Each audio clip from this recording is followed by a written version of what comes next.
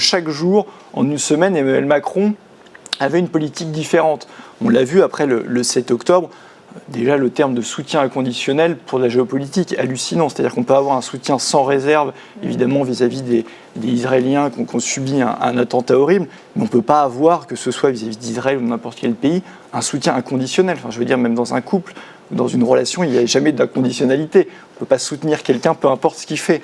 Et là, on était dans un soutien inconditionnel. Donc ça, on peut dire que c'était le lundi. Le mardi, il fallait carrément aller dans une coalition internationale pour détruire le Hamas. Le mercredi, il y avait une résolution russe. Dont on n'a plus entendu parler après, par la suite. C'était fini. Ouais. En fait, il a pris une petite initiative et tout le monde a dû dire que c'était une bêtise et il n'est pas allé plus loin que ça. Après, il y avait une résolution de cessez-le-feu humanitaire à l'initiative de la Russie. Il ne l'a pas votée. Le lendemain, il y en avait une autre à l'initiative du Brésil. Cette fois-ci, il l'a votée.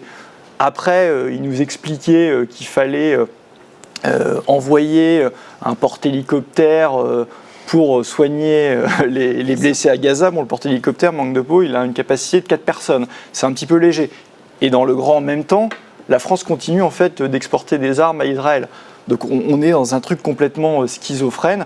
Et vous l'avez rappelé, le samedi, si on veut faire un peu le fil de la semaine, il nous expliquait qu'il fallait arrêter les bombardements atroces. Le dimanche, il n'allait pas marcher contre l'antisémitisme tout en me disant que c'était pas bien. Et finalement, en fait, j'ai été trop généreux en faisant un jour par semaine. J'aurais dû faire des demi-journées parce qu'il s'est rétracté directement de la BBC en disant quand même Israël a le droit de se défendre. Et finalement, non, évidemment que les bombardements ne sont pas volontaires.